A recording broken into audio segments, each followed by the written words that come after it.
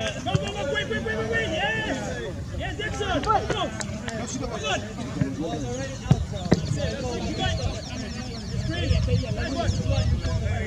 Both of you, well done. That's it, well done. নমস্কার দর্শক বন্ধুরা, আপনাদের সকলকে স্বাগত জানাচ্ছি রেফ স্পোর্টস বাংলার এক নতুন উপস্থাপনাতে। আমি সোমনাথ এই মুহূর্তে দাঁড়িয়ে আছি নিউ টাউন এনসি গ্রাউন্ডের ঠিক বাইরে, এবং আজকে ইস্ট বেঙ্গল দল তাদের কিন্তু শেষ অনুশীলন ছিল আজকে। আগামীকাল তারা মুখোমুখি হতে চলেছে সাউথ ইউনাইটেডের বিরুদ্ধে তাদের শেষ গ্রুপ পর্যায়ে খেলার জন্য, এবং সেখানে তারা সাউথ ইউনাইটেডকে কিন্তু ইস্ট বেঙ্গলকে হারাতেই হবে, না হলে কিন্তু ইস্ট বেঙ্গল এই যে ডুরান্ড কাপের ক্যাম্পেইন আছে সেটা কিন্তু শেষ হয়ে যাবে। যদিও এটা এমনি ফর্মালিটি হিসেবে বলতে হয় ঠিকই, বাট সাউথ ইউনাইটেড কতটা কম্পিটিশন দেবে ইস্ট বেঙ্গলকে সেটা কিন্তু একটুখানি হলেও প্রশ্নের মুখে আছে। কারণ গত ম্যাচে আমরা জানি যে মোহনবাগান কিভাবে একেবারে ধূলিসাৎ করে দিয়েছিল সাউথ ইউনাইটেডকে, আপনারা সকলেই জানেন। এবং সেটার পরে ইস্ট বেঙ্গল তারাও কিন্তু তাদের আগের ম্যাচে, গত ম্যাচে 8 গোল দিয়েছিল সিআইএসএ প্রোটেক্টার্সের। এবং এই সাউথ ইউনাইটেডের বিরুদ্ধে যুবভারতীর মতো মাঠে, যেখানে পিচটা চওড়া, জায়গা অনেকটা পাবে ইস্ট বেঙ্গল খেলার জন্য, সেখানে সাউথ ইউনাইটেড কতক্ষণ ধরে রাখতে পারবে লাল হলুদ ব্রিগেডকে, এটা কিন্তু একটা দেখার বিষয় হবে। কিন্তু যদি আমরা আজকের প্র্যাকটিসে কি কি হলো এটা নিয়ে কথা বলি, তাহলে অবশ্যই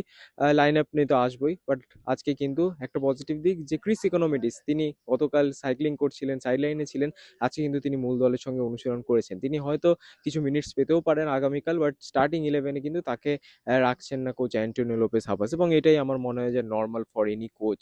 এবং যদি ইস্ট বেঙ্গলের ফাইনাল ইলেভেন নিয়ে আমরা যদি কথা বলি, আগামীকাল কোন টিম খেলতে পারে, তাহলে অবশ্যই গোলে কিন্তু কনফিউশন আছে। আমরা কিন্তু এটা আন্দাজ করতে পারছি। প্রাপসুগান গিল খেলবেন, না লাচেনপা খেলবেন, নাকি গৌরব শ খেলবেন, তিনজনেরই কিন্তু খেলার একটা প্রবাবিলিটি আছে। বাট আজকে যখন ম্যাচ সিচুয়েশন প্র্যাকটিস হচ্ছিল, দুটো গোলে কিন্তু, একটা গোলে গৌরব শ ছিল, একটা গোলে লাচেনপা ছিল। সো দুজনের মধ্যে একজন অবশ্যই স্টার্ট করবে আগামীকালের ম্যাচটা। ইস্টবেঙ্গল কিন্তু ডু অর ডাই ম্যাচ দেখতে গেলে, বাট অ্যাগেন কম্পিটিশনের লেভেলটা কিন্তু আপ টু দ্য মার্ক না, তাই হয়তো ইস্টবেঙ্গল অতটা প্রেশার ফিল করবে না এই ম্যাচটার জন্য, এবং একটুখানি হলেও এক্সপেরিমেন্টেশনের জায়গায় ইস্টবেঙ্গল কিন্তু রাখবে। কিন্তু প্লেইং ইলেভেন দেখে সেটা মনে হচ্ছে না। গোলকিপিং এ এক্সপেরিমেন্টেশন হয় কিনা সেটা দেখার বিষয় আছে, কালকে বোঝা যাবে আরো পরিষ্কারভাবে। কিন্তু যদি প্লেইং ইলেভেনের আমরা কথা বলি, বা গোলকিপার ছাড়া যদি বাকি 10 জনের কথা বলি, সেখানে কিন্তু মিনিমাল চেঞ্জ করছেন কোচ অ্যান্টোনিও লোপেস হাবাস। ডিফেন্সের যদি কথা বলি, তাহলে সেখানে আনোয়ার আলীর সঙ্গে জুটি বাঁধতে চলেছেন ফর দ্য ফার্স্ট টাইম নাচো মনসালভে, তিনি স্টার্ট করতে চলেছেন কিন্তু আগামীকালের ম্যাচটায়। এবং সিএসএ প্রোটেক্টার্স এর বিরুদ্ধে তার ডেবিউ হয়ে গেছিল ইস্টবেঙ্গল জার্সিতে। তো যদিও তার যে খেলাটা সেটা কিন্তু খুব একটা আমাদের কারোরই চোখে পড়েনি, অর্থাৎ এত কম টাইম তিনি খেলেছেন, খেলাটা কিন্তু তার বোঝা যায়নি। আগামীকাল হয়তো আমরা বুঝতে পারবো যে নাচো মনসালভে কিরম মানের প্লেয়ার তিনি।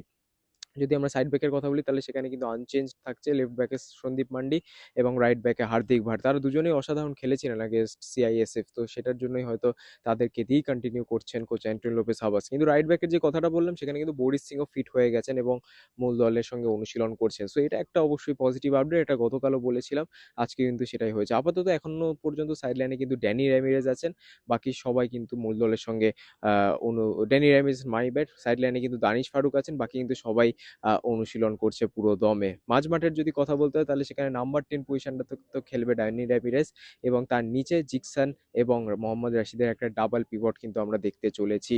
লেফট উইং এর কথা বলে এডমন্ড লালরেন্ডিকা, রাইট উইং এ কিন্তু পিভি বিষ্ণু, এবং স্ট্রাইকারে কিন্তু জেসিন টিকে। তা বুঝতেই পারছেন যে পুরো যে লাইন আপটা আপনারা দেখলেন, খুব কম চেঞ্জ, অ্যাকচুয়ালি 1 থেকে 2টো চেঞ্জ ম্যাক্সিমাম হতে পারে, তাছাড়া কিন্তু চেঞ্জ হবে বলে মনে হচ্ছে না, প্র্যাকটিস যেটুকুনি দেখে আমরা বুঝলাম। বাট হ্যাঁ, ইস্ট বেঙ্গল কিন্তু এই যে ডু অর ডাই ম্যাচে নামবে সাউথ ইউনাইটেডের বিরুদ্ধে, অবশ্যই ফার্স্ট হাফে কিন্তু গোল তুলে নিতে হবে ইস্ট বেঙ্গলকে, এবং সেটা যদি হয় তাহলে আমরা হয়তো সেকেন্ড হাফেও আরো প্লেয়ারদেরকে দেখতে পারি। সেখানে ডেভিড লালেন সাঙ্গা নামলো, সেখানে পরে নামতে পারেন এই ইস্ট বেঙ্গলের নবাগত অজি উইঙ্গার ক্রিস ইকোনমিডিস। এটাই কিন্তু হতে পারে আজকে অনুশীলন দেখে যেটা বোঝা যাচ্ছে। এবং আগামীকালের এই ম্যাচটা কতটা ইম্পর্টেন্ট ইস্ট বেঙ্গলের জন্য সেটা আলাদা করে হয়তো বলার দরকার নেই। ম্যাচটা জিততে পারলে ইস্ট বেঙ্গল কিন্তু তাদের কোয়ার্টার ফাইনালের টিকিট একেবারে পাকা করে ফেলবে, এবং তারা কোয়ার্টার ফাইনাল কাদের সঙ্গে খেলবে সেটাও কিন্তু তখন প্রশ্ন শুরু হয়ে যাবে, এবং লটারির মাধ্যমে অবশ্যই আমরা যদি বলি যে সেই অপোনেন্টটা ডিসাইড করা হবে। বাট দেখা যাক ইস্ট বেঙ্গল আগামীকালের ম্যাচটা কিরকম খেলে। আজকে আমরা আপনাদের জন্য কিছু ভিজুয়ালসও ক্যাপচার করেছি ম্যাচ ডে -1, যেহেতু আমরা 15 মিনিট প্লেয়ার কি করছে, প্লেয়াররা কিভাবে খেলছে সেটা আমরা একটু ক্যাপচার করতে পারি আপনাদের জন্য। অবশ্যই সেগুলো আপনারা নিশ্চয়ই এনজয় করেছেন এতক্ষণে। সো এতটাই আজকের প্রি প্র্যাকটিসে, বেশি কিছু বলার নেই। ম্যাচ ডে -1 অনুশীলন, হালকা অনুশীলন হয়েছে আজকে 1 ঘন্টার মতো, 1 ঘন্টা থেকে একটুখানি বেশি, যেটা সচরাচর ইস্ট বেঙ্গল করে না। ইস্ট বেঙ্গল প্র্যাকটিস করলে 1.5 থেকে 2 ঘন্টার প্র্যাকটিস করে, আজকে একটুখানি কম, যেহেতু আগামীকাল ম্যাচ ডে। সো কি হয় east Bengal versus south United ম্যাচে, এটা তো আমাদের অবশ্যই থাকবে নজরে। আপনাদের কি মনে হয় ইস্ট বেঙ্গল কত গোল দিতে পারবে আগামীকাল সাউথ ইউনাইটেডকে? অবশ্যই কমেন্টসে জানাতে ভুলবেন না। আজকের প্রতিবেদনটা এতটাই রাখছি, আবার আপনাদের সাথে দেখা হবে পরবর্তী ভিডিওতে। ততদিনে ভালো থাকবেন, সুস্থ থাকবেন এবং নমস্কার। আপনারা যদি মাল্টি স্পোর্ট কাভারেজ দেখতে চান বা ফলো করেন, তাহলে কিন্তু একটাই ডেস্টিনেশন, রেভ স্পোর্টস।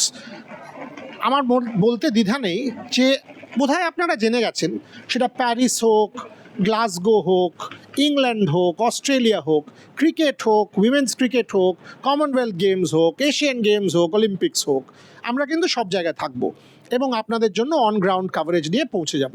তাই একটাই কাজ করুন, লাইক, শেয়ার আর সাবস্ক্রাইব করে দিন, আর নোটিফিকেশান বেলটা বাজিয়ে দিন।